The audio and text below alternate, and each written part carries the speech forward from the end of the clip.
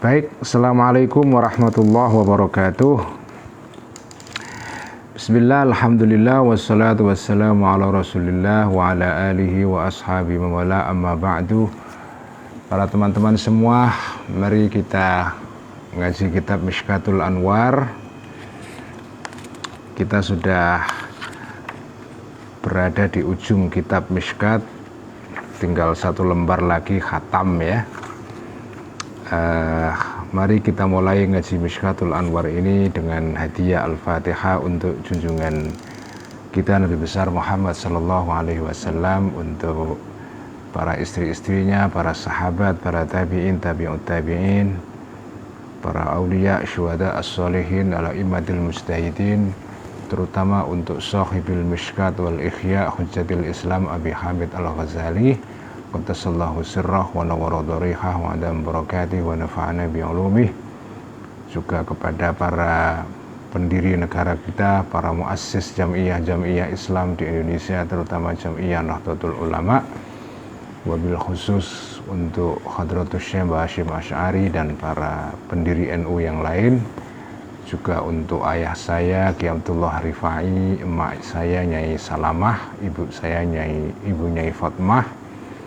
Dan juga hadiah Al-Fatihah kita hadiahkan kepada Maulana Syekh Mustafa Mas'ud Haqqani, salah satu mursyid Thariqah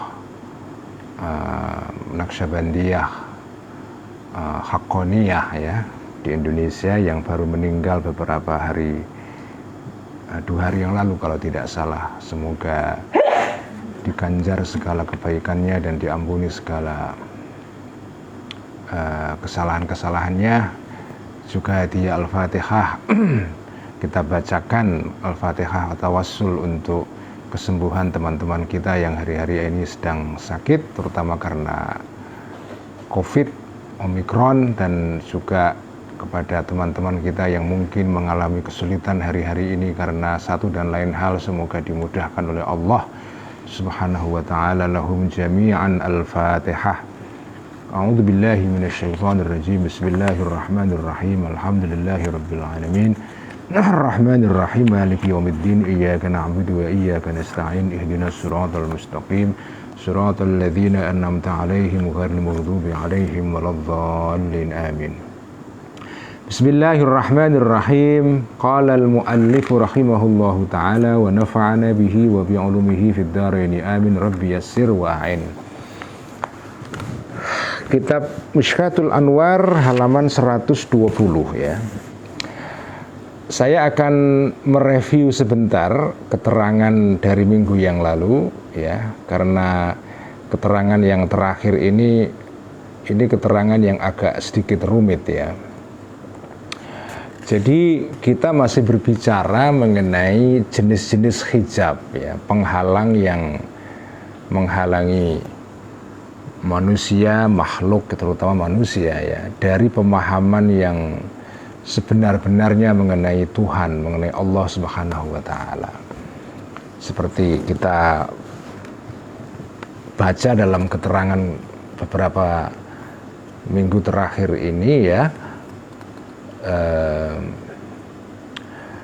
hijabnya Allah itu ada 3 jenis ya, menurut Al-Ghazali ya. Ada hijab itu berupa kegelapan murni, ada hijab berupa campuran antara gelap dan cahaya, gelap dan terang ya. Ada hijab yang berupa cahaya murni ya. Nah, hijab yang paling berbahaya ya, karena hijab ini akan menghalangi total ya, menghalangi total manusia untuk bisa memahami, mempunyai ma'rifat ya, pengetahuan yang sebenar-benarnya tentang Allah ya. Itu ya hijab yang jenis pertama ya, yaitu hijab yang berupa kegelapan murni. Seperti kita baca dalam keterangan beberapa minggu yang lalu ya, hijab yang berupa gelap murni ini adalah ya hijab yang berupa sesuatu yang mahsus ya. Jadi Allah itu ada orang ya, jadi hijab ini berupa pemahaman orang manusia tentang Allah, tetapi Allah yang diturunkan derajatnya menjadi sesuatu yang bersifat mahsus, sesuatu yang bisa diindera. Jadi Allah itu disamakan dengan objek-objek yang material itu. Allah itu sama dengan batu, dengan pohon, jadi kita orang yang punya pemahaman seperti ini itu mereduksi ya, menurunkan Allah dari ketinggian transendental ke lembah pemahaman yang bersifat material terhadap Allah. Allah itu dianggap sesuatu yang ada materinya sehingga bisa dilihat gitu ya. Jadi Tuhan itu ya diturunkan derajatnya, merosot derajatnya menjadi Tuhan yang mahsus ya. Karena Tuhan itu ghaib, Tuhan itu sesuatu yang ghaib atau ya zat yang ghaib ya. Tidak bisa diindera. Tetapi pemahaman kelompok yang ini yang terhijab dengan kegelapan murni ini itu membayangkan atau memahami Allah sebagai Tuhan yang bersifat material itu. Ya termasuk orang-orang yang seperti ini yang punya pemahaman yang materialistik mengenai Tuhan ini adalah orang-orang yang mengingkari adanya Tuhan dan menjelaskan segala hal itu berdasarkan sebab akibat yang murni bersifat materialistik gitu ya.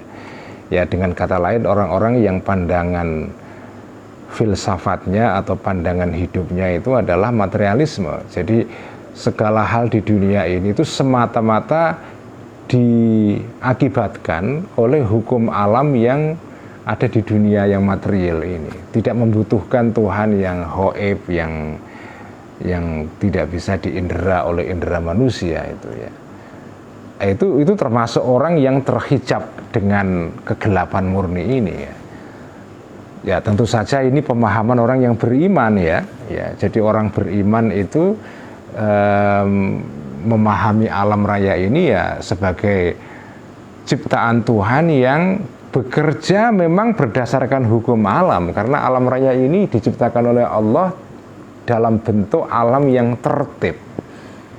Dia tidak chaos, tertib ya. Ya kalau tidak tertib ya nggak ada alam raya ini. Bahwa alam ini ada dan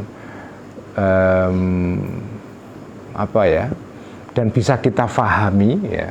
Kenapa ada gejala ABC di alam raya ini ya, sehingga manusia bisa menemukan hukum-hukum yang mengatur alam raya ini. Itu menunjukkan bahwa alam raya ini sebetulnya tertib. Dia sesuatu yang mengikuti pola tertentu, itu tertib maksudnya itu. Nah, tetapi orang beriman ya, itu tidak semata-mata menjelaskan alam raya ini berdasarkan hukum alam saja, tetapi juga berdasarkan sesuatu yang beyond dunia material ini, yang melampaui dunia material ini ya. Alam raya ini tidak bisa semata-mata dijelaskan dengan hukum sebab akibat, tetapi ada Tuhan yang menciptakan hukum sebab akibat itu ya. Memang alam raya ini diatur oleh hukum kausalitas ya, hukum sebab akibat. Tetapi hukum sebab akibat ini muncul tidak dengan sendirinya, tetapi dia muncul karena diciptakan oleh zat Tuhan yang ghaib itu ya. Nah, itulah cahaya ya. Jadi orang yang memahami dunia ini tidak semata-mata berdasarkan hukum sebab akibat, tetapi juga menjelaskan alam raya berdasarkan pemahaman ketuhanan ya. Itu pemahamannya itu mengandung cahaya, karena Tuhan itu cahaya ya. Tetapi kalau orang menjelaskan alam raya ini semata-mata dengan hukum sebab akibat saja, tidak butuh Tuhan untuk menjelaskan alam raya ini, di dalam pandangan orang beriman, orang seperti itu adalah orang yang berada dalam kegelapan. Dia dihijab pikirannya atau nalarnya tidak bisa sampai kepada Tuhan karena dihijab oleh kegelapan yang murni. Yaitu segala hal itu materi, ya. Tidak ada sesuatu yang di luar materi. Di luar dunia ini ya nggak ada yang lain, nggak ada akhirat, nggak ada apapun, nggak ada Tuhan, nggak ada malaikat dan seterusnya. Semuanya adalah benda-benda materi yang bisa diindera dengan indera manusia atau instrumen yang membantu indera manusia, ya, teleskop, mikroskop dan segala macam itu. Ya. Nah itu jenis pertama, hijab berupa gelap seluruhnya. Dan dunia materi itu dunia kegelapan, ya. Materi itu gelap sebetulnya, ya. Yang bercahaya itu ya Tuhan dan sesuatu yang bersifat ketuhanan, itu namanya cahaya, ya. Sesuatu yang gaib. Jadi dalam pandangan orang beriman itu sesuatu yang kelihatan di dunia ini, yang material ini, itu sebetulnya kegelapan pada dasarnya. Yang bercahaya itu adalah ya tentu saja zat yang maha benar, yaitu Allah Subhanahu wa taala, dan sesuatu yang berasal dari Allah Subhanahu wa taala, yaitu apa? Berupa pengetahuan, ya. Jadi alam raya ini kan kalau tidak ada pengetahuan yang menjelaskan alam raya ini, itu kan gelap, ya. Tetapi begitu ada pengetahuan yang bisa menjelaskan alam raya ini, kemudian jadi terang. Nah, pengetahuan itu adalah cahaya, ya. Dan sumber dari segala cahaya ya Allah Subhanahu wa taala. Jadi kalau orang hanya menjelaskan alam raya ini berdasarkan hukum-hukum material saja, maka sebetulnya orang ini terhijab oleh kegelapan murni. Nah, yang kedua adalah hijab berupa campuran antara cahaya dan gelap, gitu, ya. Nah, jenis kedua ini itu banyak sekali jenis-jenisnya. Hijab yang dari jenis kedua ini, ya. Ya secara ringkas, ya, hijab jenis kedua ini adalah hijab yang biasanya, ya, itu mengenai orang-orang yang percaya kepada Tuhan, adanya Tuhan, cuma pemahamannya itu tidak tepat, ya. Jadi dia tidak mengingkari adanya Tuhan, enggak. Jadi hijab jenis kedua ini terjadi pada orang-orang yang percaya adanya Tuhan, karena itu ada cahaya di situ, karena percaya adanya Tuhan. Cuma Tuhan difahami secara kurang tepat, ya. Dan ya salah satu contoh yang dicontohkan oleh Al-Ghazali dalam keterangan yang lalu adalah ya hijab itu berupa misalnya kelompok-kelompok yang disebut dengan kelompok musyabbihah atau mujassimah, ya. Mujassimah itu artinya orang-orang yang percaya adanya Tuhan, cuma Tuhan itu dibayangkan sebagai sesuatu yang punya jisim, punya badan, punya wadak material itu. Jadi dia percaya Tuhan, cuma Tuhan ini digambarkan sebagai zat yang punya jisim, karena itu disebut dengan mujassimah. Orang-orang yang punya pemahaman seperti itu sebetulnya dia terhijab, cuma hijabnya tidak murni gelap, tapi ada cahaya di situ karena dia percaya adanya Tuhan, ya. Nah, orang-orang yang beriman itu umumnya berada di dalam kategori kedua ini. Jadi orang-orang beriman tetapi pemahaman imannya tentang Tuhan itu kurang pas, ya. Nah, kurang pas itu namanya kegelapan. Cuma ini bukan kegelapan yang murni karena masih ada unsur percaya atau iman kepada adanya Allah itu, atau adanya Tuhan, ya. Nah, yang terakhir ini adalah hijab yang apa ya? Yang kategori ketiga ini yang kompleks ya, rumit sekali karena hijab jenis ketiga ini sebetulnya ini hijab yang apa ya? Ya ini hijab yang bukan berarti kalau orang terhijab oleh hijab jenis ketiga ini itu kemudian apa ya? Kemudian menjadi tidak beriman atau keluar dari agama, tidak ya. Cuma hijab jenis ketiga ini terjadi pada banyak orang. Mungkin saya atau jenengan atau kita ini orang Islam yang sudah beriman kepada Allah ini, itu mungkin juga kalau terhijab dengan jenis hijab pertama jelas enggak ya. Kita orang Islam ini atau orang yang percaya kepada Tuhan dari semua agama, itu jelas mereka tidak terhijab oleh hijab yang pertama. Tetapi boleh jadi terhijab oleh hijab jenis kedua atau ketiga ya. Atau ketiga. Nah,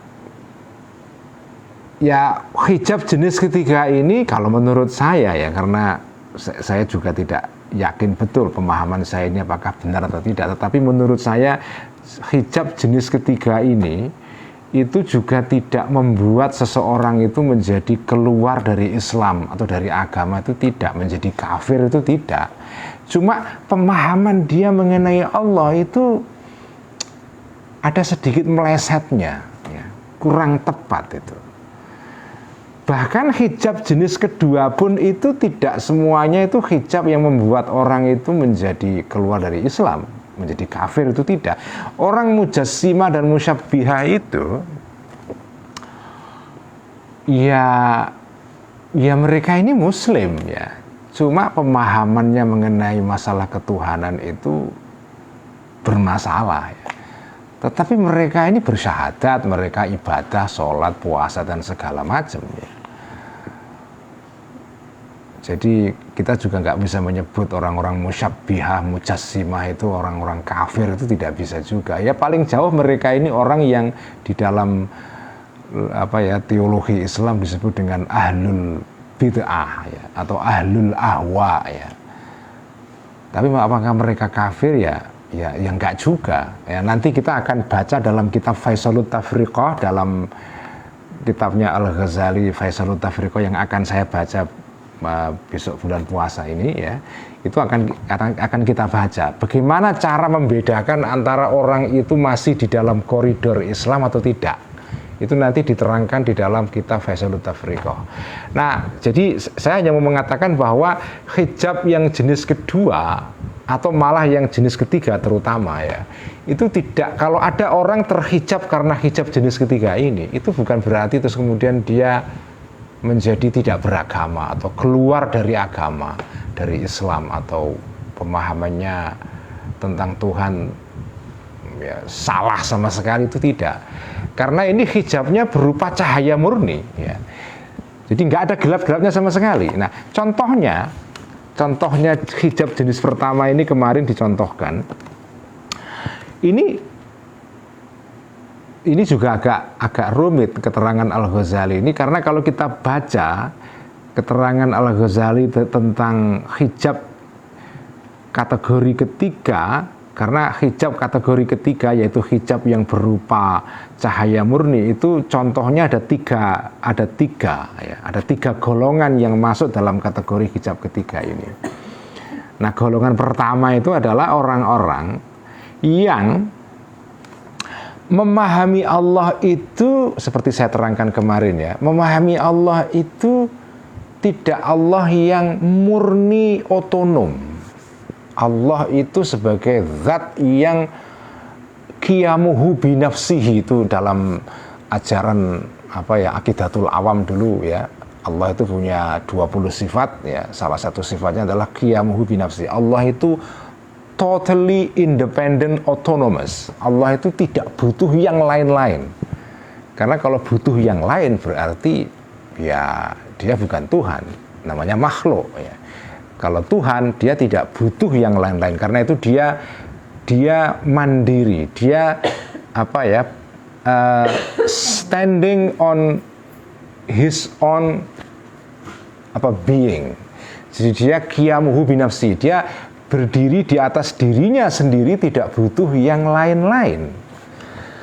Nah, cuma golongan yang pertama ini itu memahami Tuhan itu tidak sepenuhnya qiyamuhu binafsi, karena Tuhan itu Tuhan yang dikaitkan, yang berrelasi, berhubungan dengan makhluknya. Dan contoh yang pertama ini ya, itu contohnya adalah ucapan Fir'aun ya, ucapan Fir'aun. Fir'aun itu pernah bertanya kepada Nabi Musa ya, yang direkam dalam Al-Qur'an ya, surah apa saya lupa, tapi dalam ayat disebutkan qala fir'aunu wa ma rabbul alamin. Fir'aun bertanya kepada Musa, wa ma rabbul alamin, apa itu Tuhan alam raya ini? Jadi pertanyaannya Fir'aun itu Rabbul alamin, Tuhan alam raya. Kenapa kok tidak bertanya wa ma rabbu, Tuhan itu siapa? Tapi jadi pertanyaannya Fir'aun bukan siapa itu Tuhan itu, tapi Tuhan alam raya itu siapa? Jadi Tuhan yang dikaitkan dengan alam raya, bukan Tuhan pada dirinya sendiri, Tuhan as such ya, Tuhan per se, Tuhan pada dirinya sendiri, bukan itu. Yang ditanyakan adalah Tuhan dalam kaitannya dengan alam raya. Jadi seolah-olah Tuhan itu tidak qiyamuhu binafsihi, tapi Tuhan yang seolah-olah butuh alam raya, karena kalau tidak ada alamin dia bukan Rob ya. Dia menjadi Rob karena ada alamin. Kalau tidak ada alamin tidak ada Rob. Itu secara implisit makna pertanyaan Fir'aun itu ya. Wa ma rabbul alamin.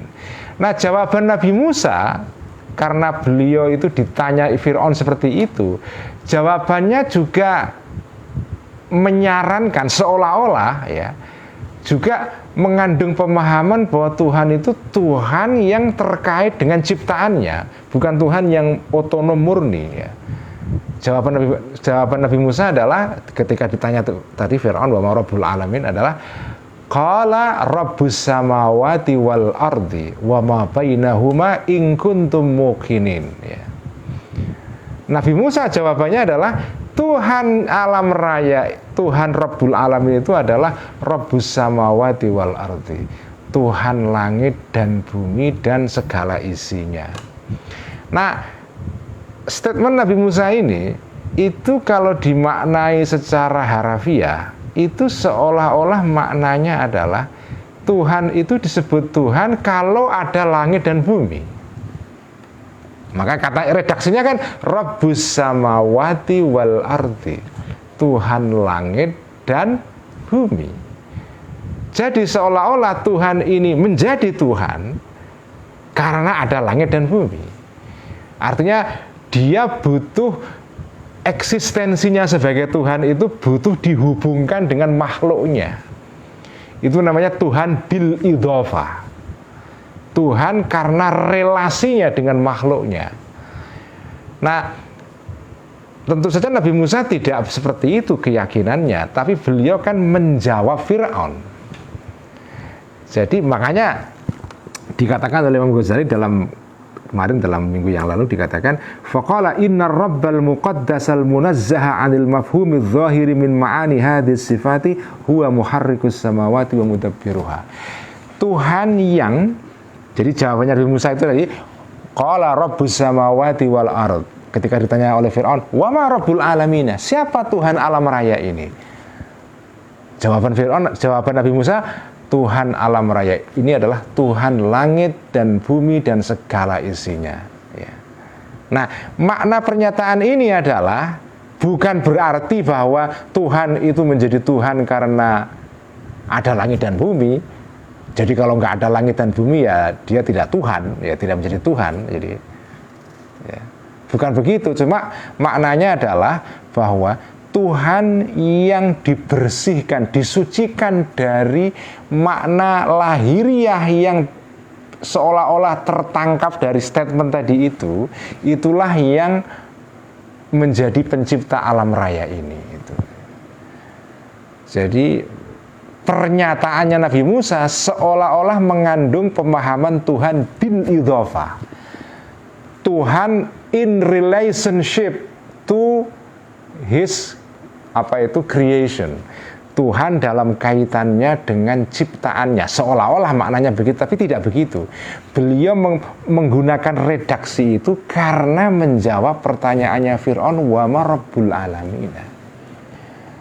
Sebetulnya pertanyaan yang tepat itu ya wa ma rabbu, siapa Tuhan, bukan Tuhan alam raya, karena Tuhan itu ya tetap menjadi Tuhan walaupun tidak ada alam raya. Jadi alam raya ini tidak menentukan definisi Tuhan. Ada atau tidak ada alam raya, Allah nggak butuh. Nah cuma kelompok yang pertama ini, itu memahami Tuhan itu seperti itu. Jadi Tuhan itu difahami sebagai Tuhan yang terkait dengan ciptaannya. Ya. Karena itu Tuhan digambarkan sebagai Rabbus samawati wal ardi, Tuhan langit dan bumi, ya. Bukan Tuhan pada dirinya sendiri, itu tidak, tapi Tuhan yang dikaitkan, Tuhan bil idhofah. Nah di sini itu masalahnya ya. Tetapi apakah pemahaman seperti ini membuat orang yang seperti itu menjadi kafir misalnya? Enggak juga ya. Kalau menurut saya sih enggak ya. Tapi saya juga nggak tahu, karena Al-Ghazali juga tidak menjelaskan dalam kitab ini apakah orang yang punya pemahaman seperti ini itu akan menjadi kafir atau tidak. Saya nggak tahu. Tetapi kalau pemahaman saya, hijab jenis ketiga ini tidak membuat seseorang keluar dari agama. Ya. Cuma dia punya pemahaman yang kurang tepat saja itu ya. Dan itu bermasalah. Sehingga perlu diluruskan, perlu dibenarkan itu ya. Dengan kata lain, pemahaman yang tepat mengenai Tuhan itu ya pemahaman yang tanzih ya. Jadi mensucikan Allah dari keserupaan apapun dengan makhluknya. Dan memahami Allah tidak dalam kaitan dengan makhluknya. Tentu saja itu tidak berarti bahwa kita tidak boleh mengatakan Allah itu Tuhan alam raya, tidak ya. Karena di Quran juga dikatakan kok, Bismillahirrahmanirrahim, Alhamdulillahi Rabbil Alamin. Allah itu Tuhan Tuhan alam raya. Jadi Quran juga menjelaskan Allah itu Rabbul Alamin juga. Cuma yang nggak boleh jenengan lakukan adalah memahami statement dalam Quran Allahu Rabbul Alamin itu. Yang tidak boleh adalah kalau jenengan punya pemahaman implisit ya, pemahaman yang tersembunyi yang nggak pernah jenengan katakan, tetapi itu tersembunyi bahwa Allah itu menjadi Rabb karena alamin. Jadi kalau nggak ada alam raya, dia tidak disebut sebagai Rabb ya. Sebagaimana inilah, saya ini disebut suami karena saya punya istri namanya Mbak Admin.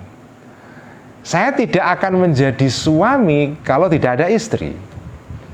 Nah, kalau jenengan memahami statement Rabbul Alamin itu, seperti pengertian suami itu menjadi suami kalau ada istri. Nah, itu yang nggak benar itu. Itu namanya pemahaman Tuhan bil idhofah, itu yang nggak boleh. Tetapi kalau jenengan memahami Alhamdulillahi Rabbil Alamin, Tuhan itu, Allah itu adalah Rabb atau Tuhan yang merawat alam raya ini. Jenengan tidak memahaminya bahwa Allah itu butuh alam raya, tidak apa-apa ya. Memang Allah itu memang ya Tuhan alam raya ini. Cuma itu bukan statement yang difahami seperti tadi itu. Seperti suami disebut suami kalau ada istri. Ya. Jadi seolah-olah kalau Rabbul Alamin, kalau tidak alamin ya tidak Rob, itu salah itu. Tetapi kalau jenengan memahaminya sebagai sebatas Tuhan itu ya menciptakan alam raya ini, yang menjadi Rob, perawat alam raya ini, nah, itu tidak apa-apa. Dia tetap Rob walaupun nggak ada alamin. Ya. Karena Allah itu dijelaskan dalam Al-Quran, wallahu ghaniyun 'anil alamin. Allah itu tidak butuh alam raya ini itu ya. Nah ini kan memang ya agak rumit ya ini ya. Ya sebetulnya sih ya nggak rumit ya. Jadi penjelasan Al-Ghazali ini sebetulnya untuk warning, untuk peringatan kepada kita ini supaya kita itu jangan sampai punya pemahaman yang apa ya tidak seluruhnya keliru sih enggak ya, tapi agak kurang tepat lah ya. Jadi Rabbul Alamin atau misalnya Allah itu adalah Maha Ar-Razzaq, pemberi rizki ya. Lalu kita pahami memberi rizki makhluknya. Lalu jenengan punya pemahaman kalau nggak ada makhluk ya Allah bukan Tuhan yang Razzaq, itu keliru ya. Baik ada atau tidak ada makhluk, Allah itu ya Ar-Razzaq gitu ya. Jadi sifatnya Allah itu ada walaupun tidak ada makhluk yang menjadi objek atau sasaran dari sifat itu ya. Misalnya Allah itu maha mendengar, Allahu huwas sami', Allah itu maha mendengar. Baik ada objek yang didengar ataupun tidak, Allah tetap as-sami' itu. Jadi Allah itu disebut sebagai as-sami' itu tidak tidak mengandaikan adanya sesuatu yang didengar ya, seperti kita ini ya. Kalau makhluk kan lain. Makhluk itu disebut sebagai manusia itu bisa mendengar ya, punya sifat bisa mendengar, mampu mendengar karena ada yang didengar ya. Jadi sifat kita ini sifat yang terkait dengan objek di luar kita. Kalau Allah tidak, Allah itu punya sifat seperti itu, ada atau tidak ada objek yang terkait dengan sifat itu ada. Ya. Allah itu ada alam atau tidak, ya tetap Rabb dia. Ya. Allah itu maha kasih, ada makhluk atau tidak ada makhluk, Allah itu ya Ar-Rahman Ar-Rahim. Gitu. Jadi sifat Allah ini tidak membutuhkan sasaran, tidak membutuhkan objek untuk manifestasi sifat itu. Ya. Kalau jenengan memahami sifat Allah itu sebagai sifat yang membutuhkan objek untuk manifestasi sifat itu, ya. Dan kalau tidak ada objek yang menjadi manifestasi sifat itu hilang, itu di situ hijabnya itu. Di situ hijabnya itu, ya. Itu golongan yang pertama. Ini saya mereview kembali ya, karena memang ya saya sendiri juga masih meraba-raba ya. Saya juga tidak mengklaim saya paham sepenuhnya apa yang ditulis oleh Al-Ghazali di sini, karena ini bagian yang terakhir ini rumit sekali ya. Rumit sekali. Kelihatannya mudah tapi sebetulnya tidak semudah yang tampak ya.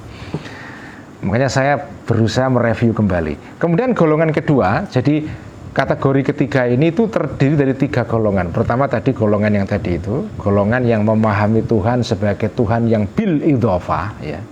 Tuhan in relation to ya, itu namanya Tuhan bil idhofah. Yang kedua, kelompok yang kedua ini punya pemahaman yang lebih tinggi dari kelompok yang pertama tadi itu, yaitu kelompok yang memahami Tuhan bil idhofah tadi itu. Apa pemahaman mereka? Seperti saya terangkan minggu yang lalu ya, ringkasannya begini. Ini saya ulang lagi keterangan saya minggu yang lalu. Jadi golongan kedua ini sebetulnya adalah golongan para filosof seperti Ibnu Sina, terutama Al-Farabi ya. Kalau yang pernah belajar filsafat Islam, terutama filsafatnya Al-Farabi itu terkenal dengan filsafatnya yang disebut dengan falsafatul faid ya, filsafat emanasi. Nah, filsafat emanasi itu gambarannya begini. Para filosof seperti Al-Farabi, Ibnu Sina, dan mereka ini terpengaruh oleh filosof-filosof Yunani seperti Plato ya, dan terutama Plotinus ya. Plotinus ini ya filosof yang menjadi penafsirnya Plato, kemudian melahirkan mazhab namanya Neoplatonisme ya, dan itu pengaruhnya besar sekali di dalam kalangan filosof Muslim. Para filosof ini itu punya pemahaman begini. Tuhan itu kan digambarkan oleh agama-agama, termasuk oleh agama Islam, itu kan Tuhan sebagai pencipta alam ya. Pencipta alam. Allahu khaliqus samawati wal ard. Allah itu pencipta alam, langit dan bumi dan segala isinya. Allah pencipta. Nah, pemahaman seperti ini itu oleh para filosof itu bermasalah ya.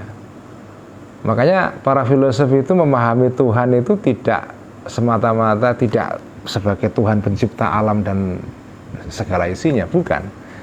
Tuhan itu dalam gambaran filosof itu Tuhan sebagai maha penggerak. Itu bedanya para filosof dengan para orang beriman yang percaya wahyu.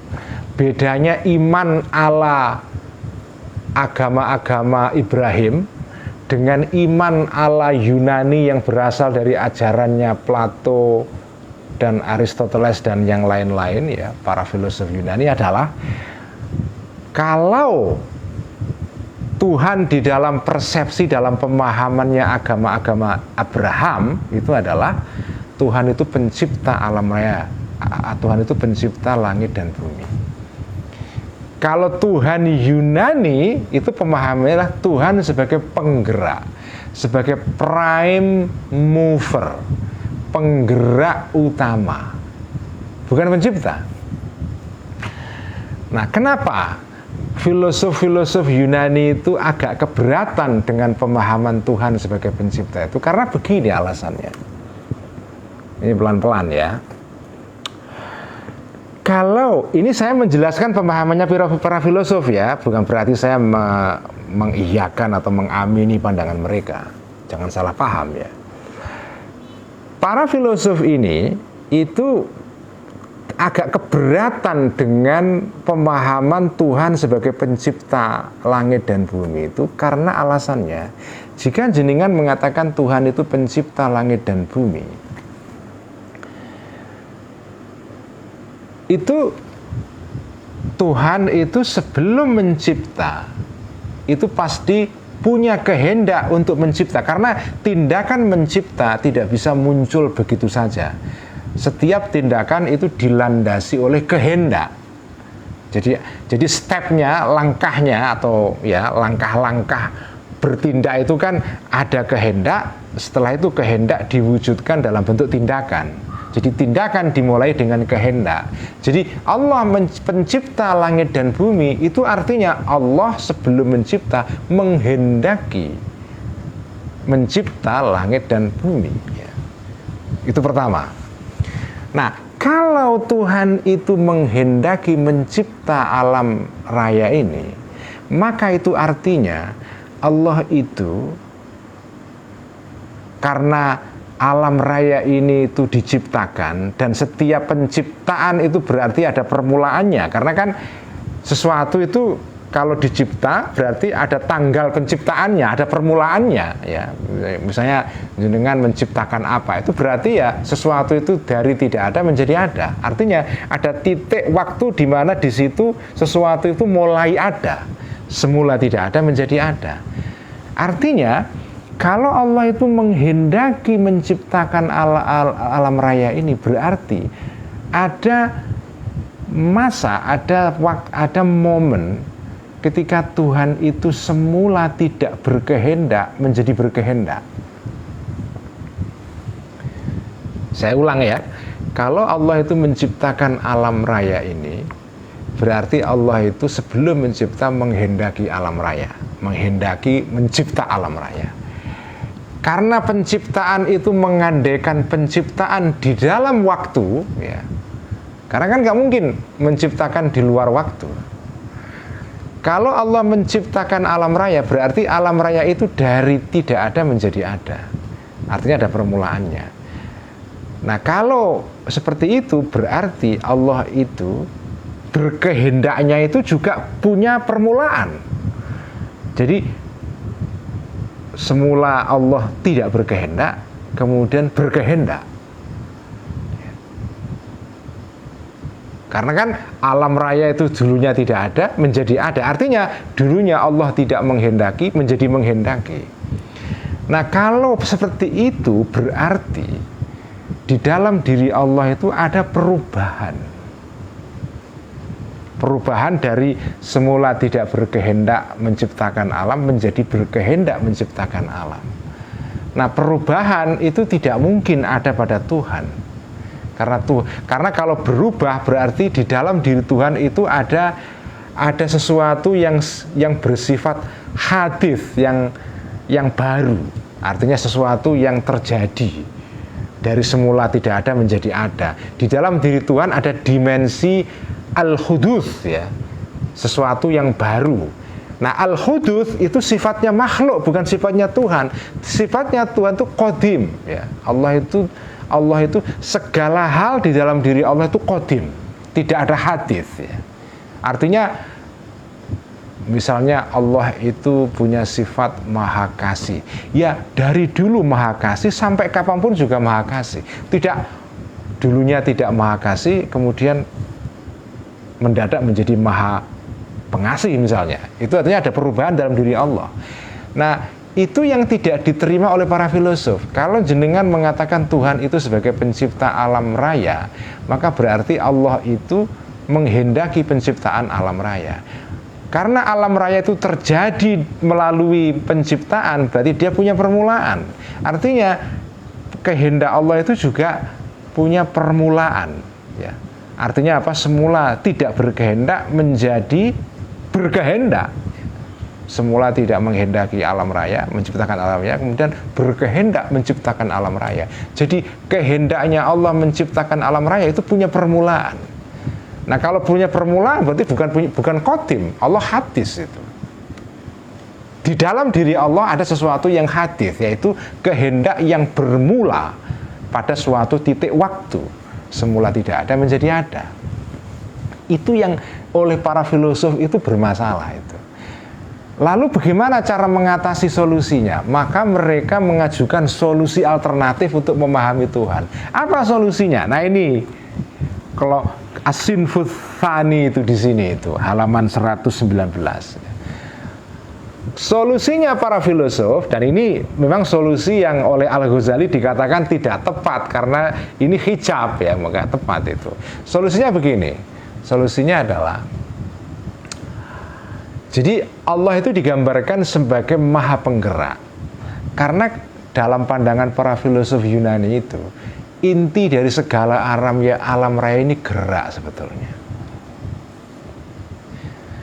Nah, para filosof Muslim, karena mereka percaya adanya malaikat, ya, mereka punya pemahaman bahwa setiap gerakan, terutama gerakan planet-planet di alam raya ini, setiap gerakan itu disebabkan oleh adanya tenaga penggerak.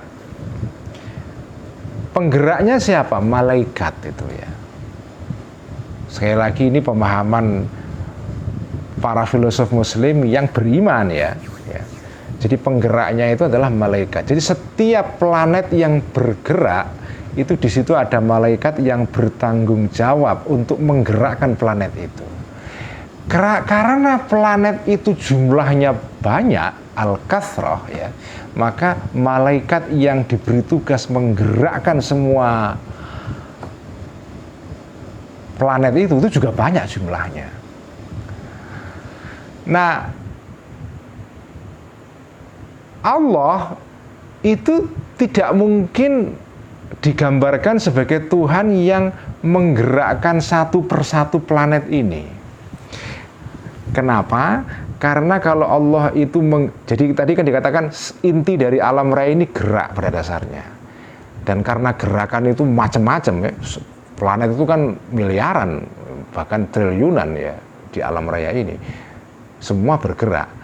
Nah, kalau Allah itu menggerakkan langsung dalam bahasa Al-Ghazali bil mubasyarah, Allah itu menggerakkan satu persatu planet ini, berarti di dalam diri Allah itu ada al-kathrah, ada multiplicity, ada keragaman.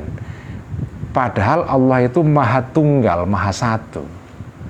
Karena kalau Allah digambarkan sebagai menggerakkan satu-satu planet ini, ya, itu langsung ya mubasyarah, itu para filosof juga nggak menerima pemandangan seperti itu. Karena kalau Allah digambarkan sebagai Allah yang menggerakkan satu persatu planet ini, falak itu, yaitu namanya Allah di dalam dirinya ada keragaman.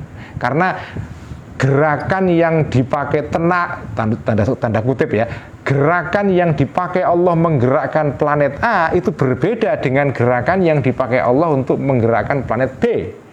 Artinya di dalam diri Allah ada banyak jenis gerakan. Padahal di dalam diri Allah tidak mungkin adanya kathrah. Allah itu tunggal, tidak mungkin tidak ada keragaman, tidak mungkin ada multiplicity, ada kebanyakan, itu tidak mungkin. Karena itu solusinya para filosof adalah Allah itu menciptakan satu malaikat satu ini, jadi satu saja, cuma satu malaikat ini yang menggerakkan, bertanggung jawab untuk menggerakkan seluruh malaikat-malaikat di bawahnya yang menggerakkan planet ini. Itu solusinya para filosof. Jadi Allah itu menciptakan malaikat super malaikat kira-kira begitu. Super malaikat ini yang bertanggung jawab untuk mengawasi malaikat-malaikat yang menjadi subordinatnya di bawahnya, yang bertanggung jawab untuk menggerakkan semua planet ini. Jadi Allah hanya menggerakkan satu malaikat saja. Artinya tidak ada kathrah, tidak ada keragaman dalam diri Allah, tidak ada multiplicity, tidak ada kathrah. Yang ada adalah wahdah. Itu solusinya para filosof muslim seperti Al-Farabi yang menganut filsafat mengenai emanasi, itu seperti itu. Makanya dalam filsafat emanasi itu ada konsep mengenai akal 10 ya. Ya, kenapa sampai ada akal itu ya malaikat itu sebetulnya ya, malaikat sebetulnya. Kenapa sampai malaikat ada 10 ya, ada akal 10 itu? Ya karena tadi itu dalam pandangan para filosof itu nggak mungkin Allah itu langsung menggerakkan alam raya ini, karena alam raya ini di dalamnya ada banyak, ada kathrah. Padahal Allah itu wahdah. Kalau Allah itu berhubungan dengan alam raya ini, yaitu berhubungan berupa menggerakkan secara langsung mubasyarah ya, immediate ya, itu bermasalah. Karena berarti ketika Allah menggerakkan planet A itu menggunakan energi A, lalu nanti untuk planet B menggunakan gerakan yang lain, B, C, dan seterusnya. Artinya dalam diri Allah ada kathrah. Nah, itu tidak mungkin. Nah, kelompok yang kedua ini di mana hijabnya itu ya. Jadi mereka ini sebetulnya orang seperti Al-Farabi dan Ibnu Sina, sebetulnya mereka ini ya tauhid ya. Cuma tauhidnya ada masalah di sini. Kenapa? Karena dia punya anggapan bahwa malaikat yang tadi itu, malaikat yang super, yang menjadi supervisor dari malaikat-malaikat di bawahnya itu dianggap Tuhan. Dia punya kekuatan yang mirip-mirip Tuhan itu. Jadi malaikat ini itu dianggap semi Tuhan itu. Jadi Tuhan itu ya itu malaikat tadi itu yang penggerak seluruh malaikat-malaikat subordinatnya itu. Jadi dengan kata lain, ini kritik kepada filosof Muslim seperti Al-Farabi dari Al-Ghazali. Nah, sekarang saya akan baca yang ketiga ini ya. As-sinfu tsalitsu. Semoga paham lah ya. Nggak paham ya harus paham ya. As-sinfu tsalitsu, golongan yang ketiga, tarakau, naik mereka ini anhaulai dari mereka-mereka yang masuk di dalam golongan pertama kedua tadi itu. Waqalu, dan berkata golongan ketiga ini, inna tahrikal ajsami, sesungguhnya menggerakkan jisim-jisim, yaitu berupa tadi itu planet-planet al-aflak ya, bitorikil mubasyarati, dengan cara menggerakkan langsung, yang bagi seyogianya tahrik tadi itu, yang bagi seyogianya ayakuna, ada tahrik itu khidmatan, sebagai khidmah, sebagai ketundukan ya, lirabbil alamina, atau pelayanan lirabbil alamina, kepada Tuhan segala alam raya, wa ibadatan, dan bentuk persembahan ibadah ya, lahu, kepada Rabbul Alamin, wa ta'atan, dan berupa ketaatan, min abdin, dari seorang hamba, min ibadihi, dari hamba-hambanya Rabbul Alamin. Yusamma, disebut ya, abdun tadi itu malakan, sebagai malaikat ya. Nisbatuhu, relasinya, hubungannya, yang hubungannya malaikat ini ilal anwaril ilahiyati, kepada cahaya-cahaya ketuhanan, al-mahdhoti, yang murni, adalah nisbatul qamari, hubungannya rembulan atau bulan, rembulan ya, ilal anwaril makhsusati, kepada cahaya-cahaya yang bisa diindera dengan mata kita. Faza'amu, maka menyangka golongan ketiga ini, annar rabba, sesungguhnya yang disebut dengan Rabb itu, Tuhan itu, adalah huwa, Tuhan ini adalah al-muta'u, yang ditaati, min jihati hadzal muharriki, dari arah malaikat yang menggerakkan tadi itu, malaikat super yang menggerakkan malaikat-malaikat di bawahnya tadi itu ya. Wa yakunu, dan ada ar-rabbu, Tuhan Ta'ala, Maha Agung Allah Ta'ala, muharrikan, sebagai penggerak, lil kulli, kepada semuanya, bitorikil amri, melalui jalan al-amr. Nah, kata al-amr ini rumit sekali ya maknanya itu, bisa perintah, bisa apa ya, bisa maknanya itu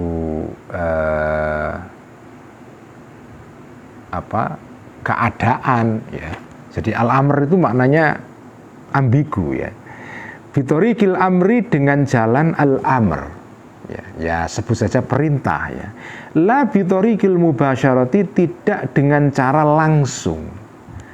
Tsumma fi tafhimi dzalika, kemudian di dalam memahamkan tadi itu tahrik bitorikil amri la bitorikil mubasyarah ya. Tsumma fi tafhimi dzalikal amri, kemudian di dalam memahamkan pengertian al-amr tadi itu, wa mahiyatihi, dan di dalam esensinya, mahiyah itu apanya al-amr ya, apanya al-amr ya. Dalam bahasa Inggris yang biasa dipakai dalam filsafat itu ada istilah quiddity ya, mahiyah itu quiddity, dari kata apa ya, quod dalam bahasa Latin itu artinya apa ya, ma ya, dalam bahasa Arab ya ma. Jadi mahiyah itu ya quiddity, keapaan ya. Maksudnya esensi. Apa itu maksudnya amr itu?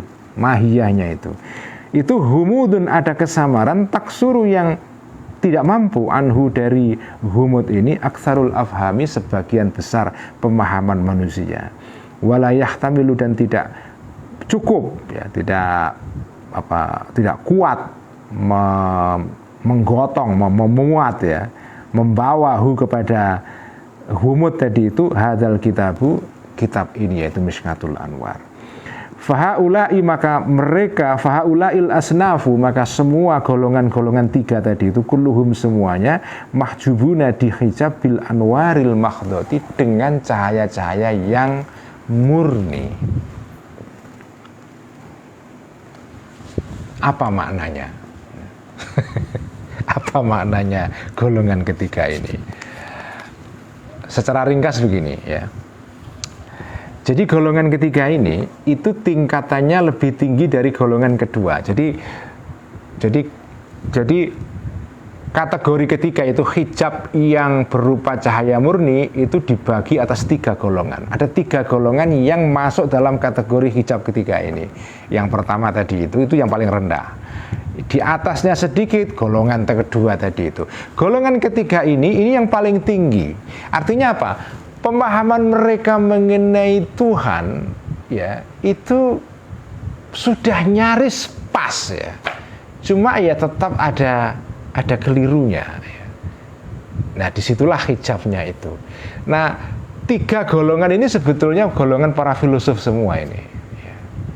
Karena filosof ini ya para elit memang ya, orang-orang yang pemahamannya abstrak ya. Mereka lah yang paling bisa memahami Tuhan sebagai yang maha gaib. Karena memang para filosof ini ya orang-orang yang keahliannya memang berurusan dengan hal-hal yang gaib, memang metafisika ya.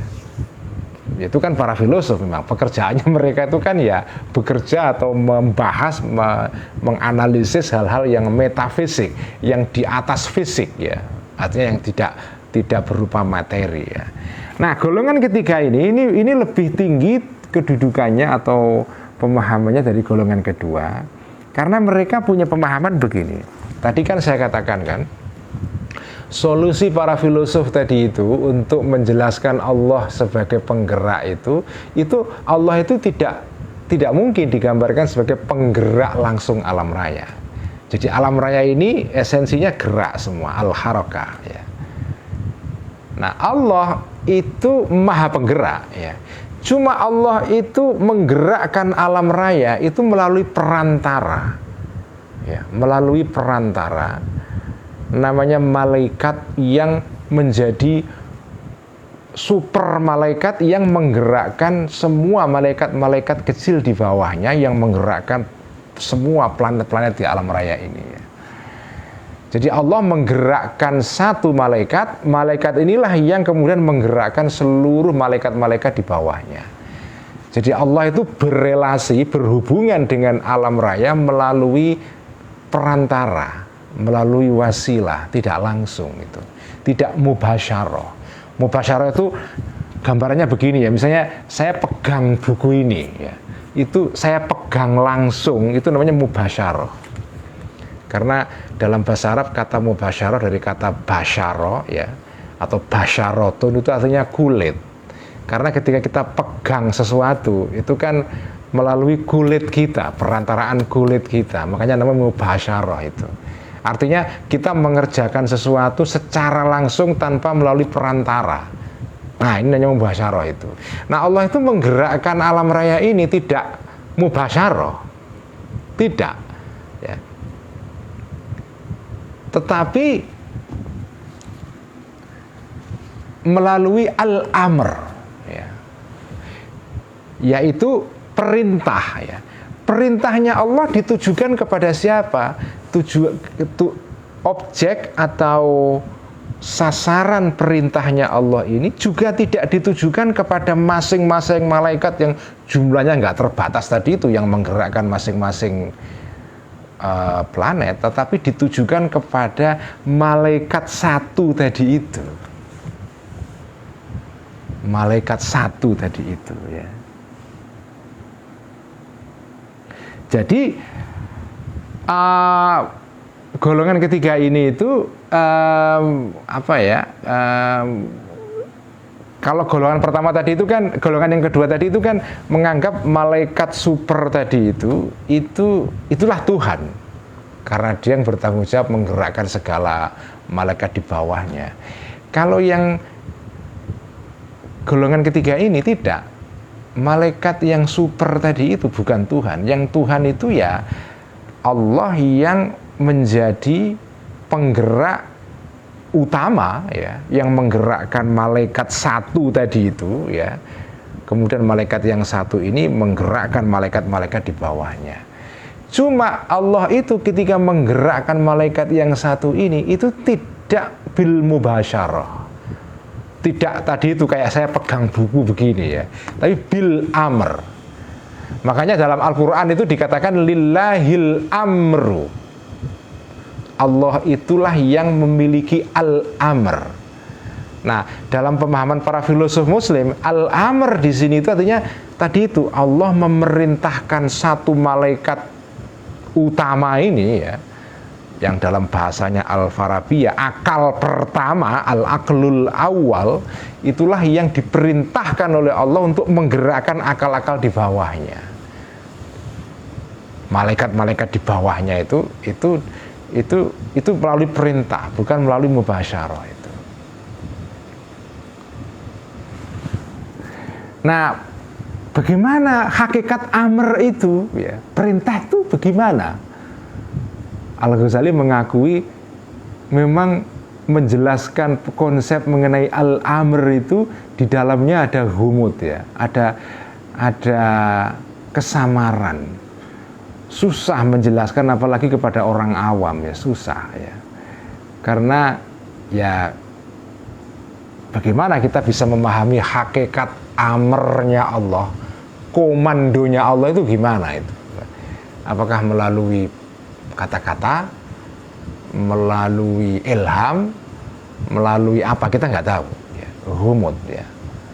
Ya ini perkara yang memang samar, tidak semua orang bisa paham.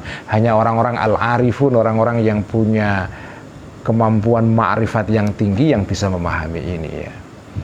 Nah, di mana hijabnya ini? Di mana tanda kutip kekeliruan kelompok ketiga ini? Kira-kira begitu ya. Di mana kekeliruannya itu? Kekeliruannya adalah menganggap bahwa tadi itu ya, karena tadi kan Allah itu menggerakkannya itu melalui al-amr, perintah ya. Kalau ada perintah itu kemudian kan ada ketaatan ya. Orang diperintah mengikuti perintah itu kan ada ketaatan namanya. Karena nyatanya memang dunia ini bergerak, artinya kalau dunia bergerak berarti perintahnya Allah ditaati. Nah, kelompok ketiga ini menganggap yang ditaati itulah namanya pangeran itu. Namanya Tuhan itu ya Al-Muta' itu. Siapa Al-Muta' ini? Ya malaikat tadi itu gitu loh. Al-Muta' itu malaikat tadi itu. Kenapa malaikat ini Al-Muta'? Karena dia diperintahkan oleh Allah untuk menggerakkan malaikat-malaikat di bawahnya. Malaikat di bawahnya menaati malaikat yang satu ini. Karena itu malaikat yang satu ini itu adalah disebut Al-Muta' ya, yang ditaati. Nah, inilah Tuhan. Nah, disinilah hijabnya itu. Karena kelompok yang ketiga ini itu pemahamannya mengenai Tuhan itu belum bisa wusul sampai ke Tuhan yang sejati. Masih berhenti di Tuhan yang, sebut saja Tuhan yang apa ya, yang inferior, yang di bawahnya ya. Bukan Tuhan yang sejati itu Allah Subhanahu wa taala. Yang dianggap Tuhan ini Al-Muta' ini gitu, malaikat yang ditaati ini gitu. Nah, dalam Al-Quran itu kan ada istilah Al-Muta' ini dalam surat At-Takwir itu ya. Walaqad ra'ahu bil ufuqil mubin. Walaqad ra'ahu bil ufuqil mubin wa ma huwa 'alal ghaibi bidhanin wa ma huwa bikulli syaitan wa ma huwa biqauli syaitonir rajim. Muta'in thamma amin ya. Muta'in thamma amin. Nah, istilah muta' dalam Al-Quran itu oleh para filosof, muta' itu hanya ditaati ya. Orang yang ditaati itu namanya muta'. Muta' itu siapa? Ya kalau dalam tafsir tradisional muta' itu malaikat Jibril ya.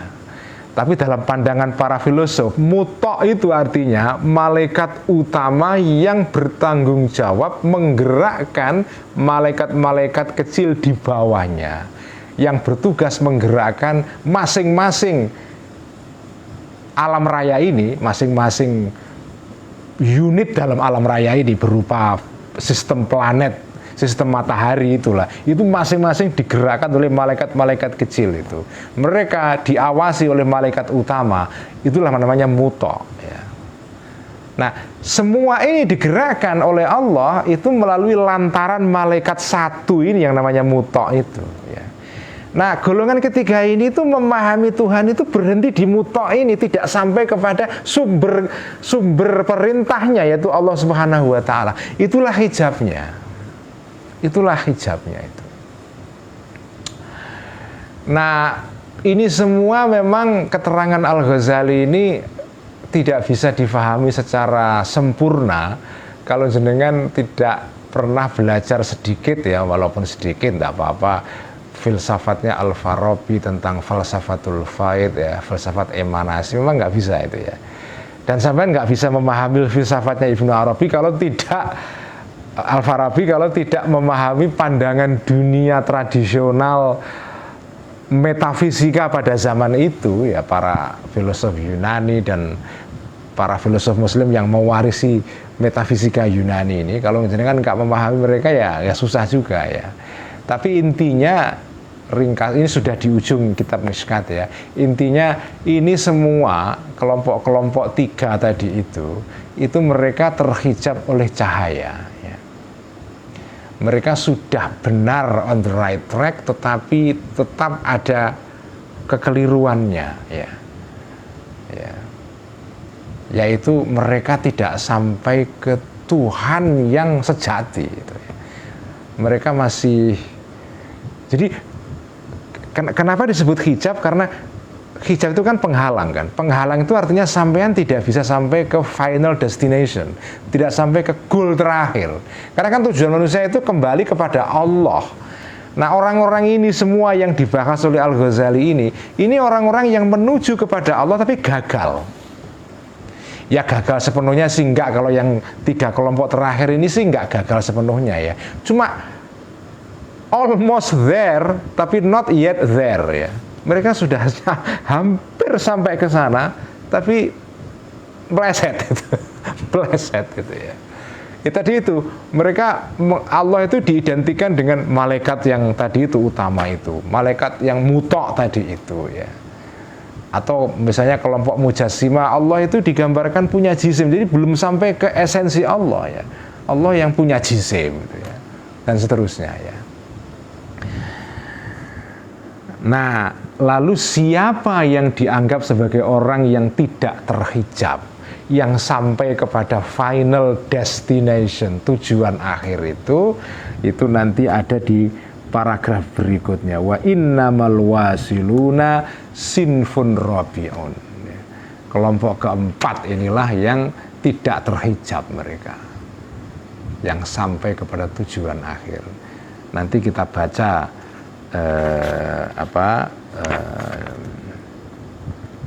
minggu depan ya, sekaligus khataman. Jadi kita akan khataman Mishkatul Anwar malam Rebu minggu depan ya. Kita khataman Mas Gofir dan Pak Demung ya, Ki Akrom, Mas Fauzi dan santri-santri yang lain, santri Mishkat yang lain ya. Kita akan khataman Selasa depan. Jadi Selasa ya. Ya, malam Rabu depan itu kita akan bahas kelompok terakhir yang bisa bebas dari hijab itu ya.